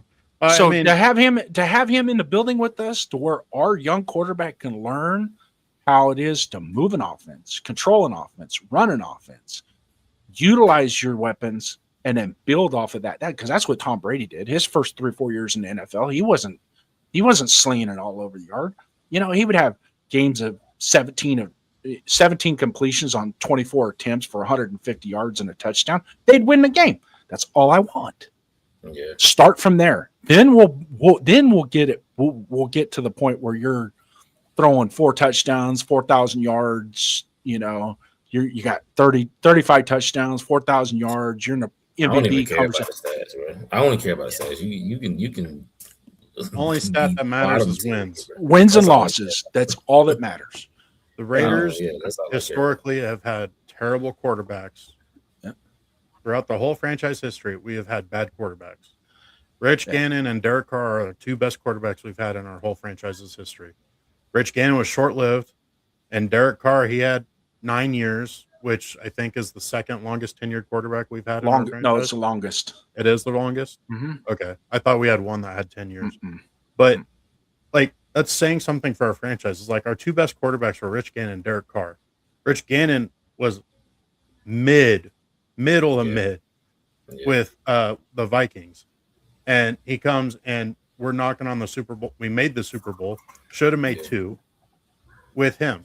Mm-hmm. Derek Carr did not have a team around him at all, and we were a middle of the pack team with him. We've historically been a team when we were successful that built up the entire team to be successful, and then the quarterback came in and pushed us over the hump. Yeah, the foundation of that team was built before Rich Gannon stepped in the building. Yeah. I understand today's NFL is completely different. It's very quarterback driven, but you can still get that success with a great team. And if you have the right quarterback where he's not going to lose you the game and be able to be very methodical with the football. Like Jason said, Tom Brady is not the best quarterback out there when it comes to arm strength, speed, running, like all that stuff. But he prepared for each game better than everybody else, and he knew how to be accurate with the football and how to bait the defense. Yeah. Like, if Mendoza can even do that, like, we're going to be able to be a good team with them. Mm-hmm. Perfect example. A good example. Love him, I hate him. Is Jalen Hurts. You might not like him, but he done been in 2 Super Bowls. Yeah, he's doing something right. He's doing something right. The other thing to look there is like the Eagles have a very good roster because I think it was last offseason we were all saying, "Oh, the Eagles have the best roster in the whole NFL. Like they should be easy pushes for at least making the NFC Championship." Things didn't work out for them, but I think the biggest how talented their roster is. The biggest problem with the Eagles is sometimes their coach can outcoach himself. Yeah.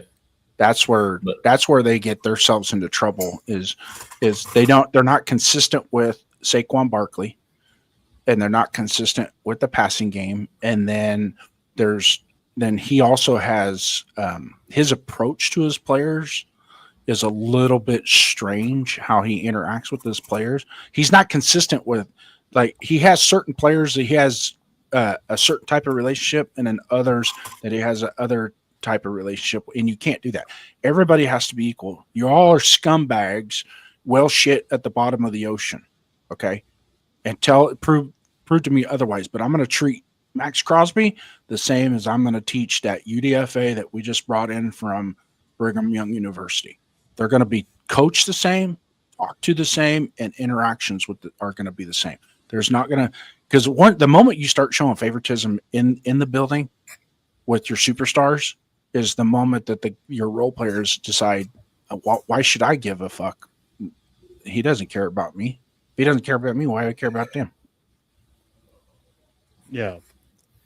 Now, Kubiak is going to be very methodical in how he treats the players. Like, he's going to come in and treat every day the same, treat all of his players the same, and he's going to tell them the truth. And that's why all the players that he's coached before have come out and said that they love him. He's going to be who he is. And he coaches them hard. It's not players completely respect him because he is who he is. He's honest with those players and honest with himself, and he stays consistent every day. Yep. And and a lot of coaches do kumbaya moments throughout the season. But like with Pete Carroll last year, he made it an emphasis to do that kind of stuff. Whereas with Kubiak, I think you guys got to put the work in before we do even, like the handshaking thing that they did is like, that's great. Love it. Camaraderie. We just lost 2 minutes of practice because of that. So if you guys want to make up that, speed it up. And then if we get to a point where we can kumbaya, we'll kumbaya. I mean, but you got to earn it. You got to earn your shield. You got to earn your kumbaya moments, Yeah, actually earn your cigars. Yeah. You can't be smoking them after every win. Yeah, which, I mean, that was cool, but it's time to move off of that type of stuff. Now it's time to like, we're on to Cincinnati. As soon as you walk off the field, we're on to Cincinnati. Just like, and I'm not saying do it that way, the Belichick way, but something similar to that. You got to kind of, your wins and losses, you put them in your pocket and you move on. And then hopefully you can get in the tournament. That's what you want to do. You want to stack enough wins to get in the tournament. Yeah. So, but having said that, I think Dark Side's starting to fade on us a little bit there because it's 9 o'clock and he's tired. But we're going to hammer this out real quick. We appreciate you guys, everybody that's been in the chat, joining us. Once again, hit those likes, subscribes. I know with Duncan, we're moving our show to Sundays.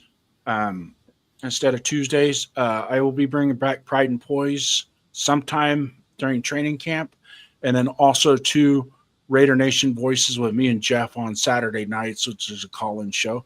We're going to mix it up a little bit, but this show here, I think if we do it on Sundays and we really open it up and we flare it out, we're gonna probably do something a little different, give you guys more of a voice out there to come in and really express what your takes are. Because I know, especially like guys like Sacktown Mike, he comes in, he's got great takes. Money Chuck, great takes. Come in and show us who you really are as a fan. So we're going to kind of dive into the second one, the last one here. Throw this poll up if you guys want to, anybody in the chat wants to partake in our poll. Which is most likely to happen? Number 1, press 1 if you think make one more trade. Press 2, Brock Bowers becomes all pro. Press 3, Ashton Jennings rushes for 1,200 yards. Or press 4, our defense finishes top 10. So, fast-paced segment. One-shot answers. If you can expand on it, go ahead. Are you ready? Ready? I'm ready. The Raiders make one more trade. No. Okay. Defense finishes top 10. No. Brock Bowers becomes all pro. Yes. Maybe. You're a maybe? I'm a maybe. Yes. I'll stick to the maybe if he doesn't get hurt. If he stays healthy. If he gives us 15 healthy games, 16 healthy games, I think he makes all pro. Raiders make the playoffs. No.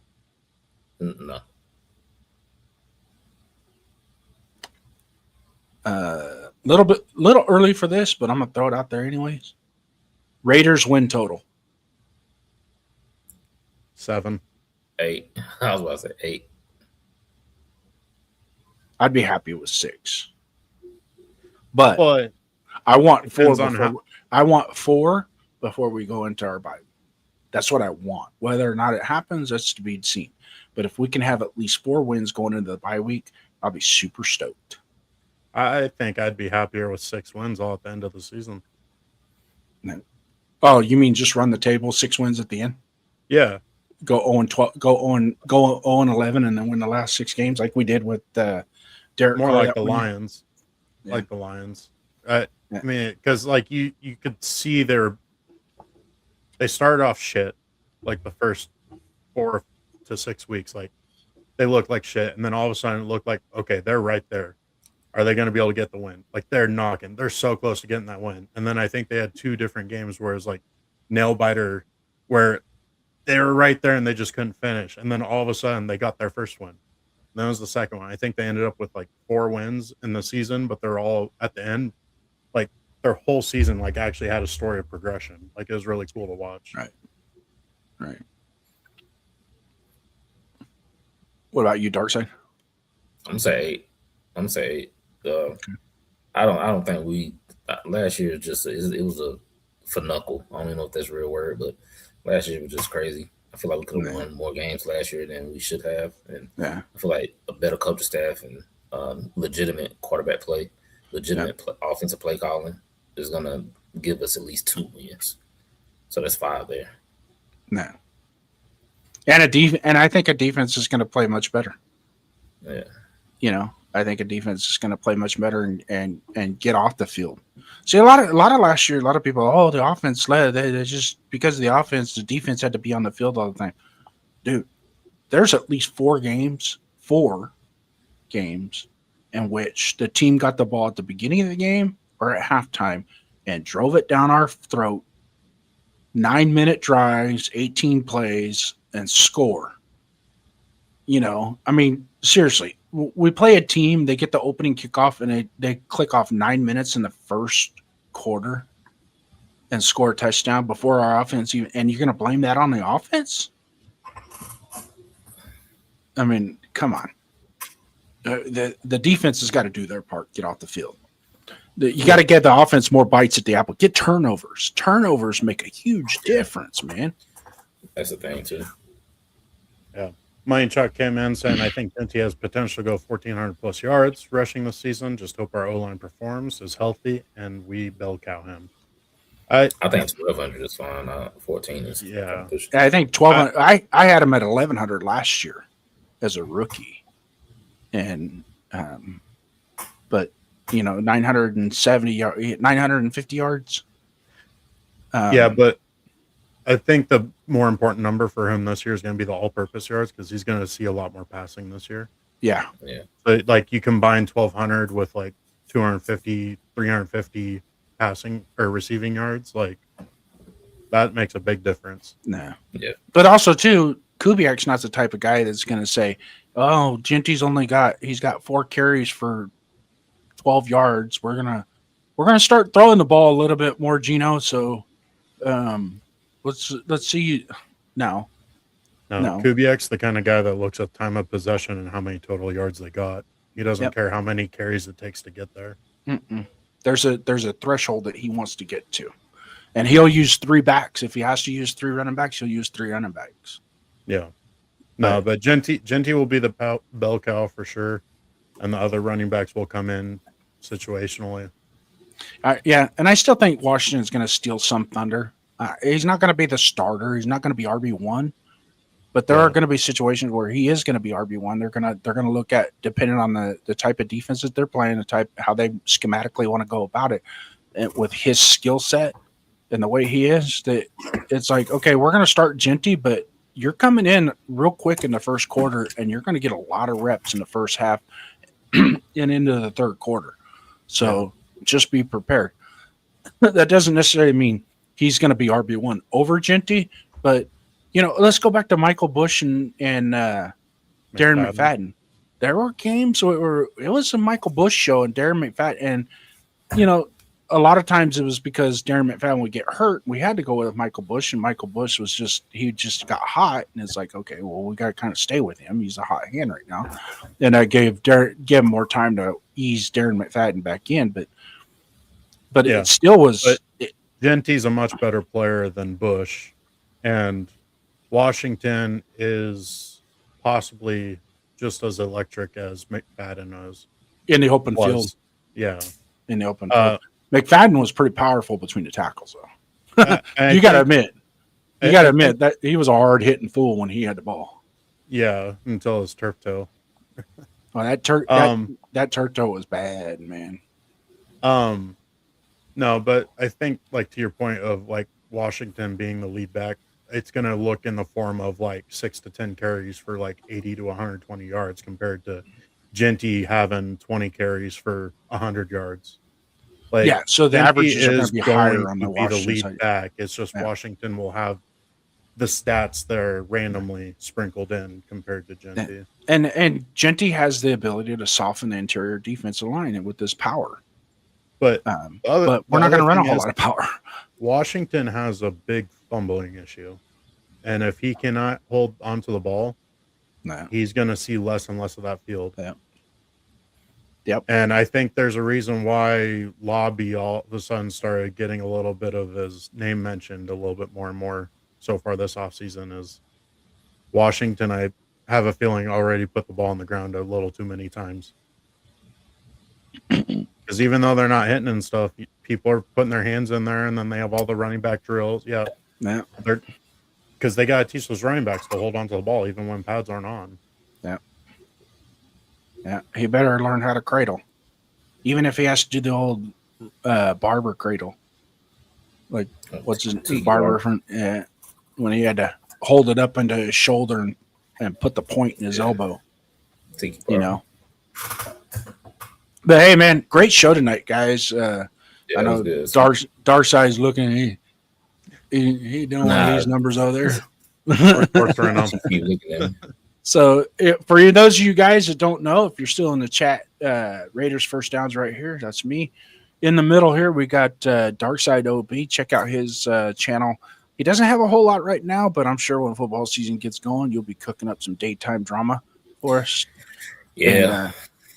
And then my partner down there at the end with the beard and the glasses is Donuts Duncan, and He'll be with me as we go through with the Show Me the Shield show. Looking forward to getting some other guests on, some that have been on here before, and maybe a couple new ones. We'll see. I got feelers out, but for those of you guys that are in chat, man, share this show with other people. Let them know. And then also get in here with your chats, man. Let us, it's you guys that keep us pushing the content out. As these two guys right here could tell you, I could talk all day, but would rather talk with you. So there might be some changes in the format of this channel, so to speak. So I'll keep that to myself and my co-host Duncan, and we'll go from there. But in the meantime, any final words for you guys? Do we want to do chatter of the show? Oh yeah, chatter of the show. I have my pick. Go ahead. Do you want pick and reason or just pick? Just go ahead and throw it out there. I'm gonna say Sacktown Mike is today's chatter of the show. Not bad for coming in late. Well, here's my reasoning: is he went in and he saluted everybody that commented. Yep. Minus a few people, but he went in and saluted everybody. Jumped to another showing. So whether you went from my show to your mobile show, saluted everybody in there, and then went to your regular show, your big screen show, and then saluted everybody there. He's showing love to everybody everywhere. So that, and we love Sacktown Mike. Hopefully we can get him on the show again one day and pick his brain a little bit more on a personal level instead of through chat. But yeah, definitely Sacktown Mike's a good one. But I'm gonna let Darkside, who you got for the top chat of the chat stream? It was between IE Raider Mike and Alex. I'm gonna go ahead and pick Alex because he said Justin Jefferson is not a diva, and I agree with that. Yeah, and that's the exact one that it's the most powerful one we had. Money Chuck, salute to you, brother, but you already won once, and hopefully someday we'll maybe throw some tickets in there, not tickets to a game, but maybe some prizes or something, like a gift card or something in there for when we start doing this more and more and more. But I really enjoy, everybody, those of you that were in the chat, and my pick for tonight is Alex. Yeah, I got Alex too. Alex, congrats, Alex, you are the winner of Show Me the Shield chatster for this episode. We appreciate you coming in. And my final thoughts are, still got 4.5 more weeks till rookies report. A lot of things can happen. Keep your nose to the grindstone, your ears out wide, listening. If anything pops up, we'll bring it to you on a Sunday afternoon, and so be it. We enjoy doing this, and once again, we do this for you guys, and it's been a lot of fun. So, like I always say, once a Raider, always a Raider. And salute to you guys. Just win, baby. And we always say, Duncan, because the boss says we have to, go Raiders. Come on. Go Raiders. Cold open counted out. Yeah, we heard the talk. Cold nights and long losses, still we walk. Scoreboard hurt, but the heart stayed real. Still wear the black, still flash the shield. From Oakland roots to Vegas dust, pain in the season, but we still trust. They say it's over, I say move on.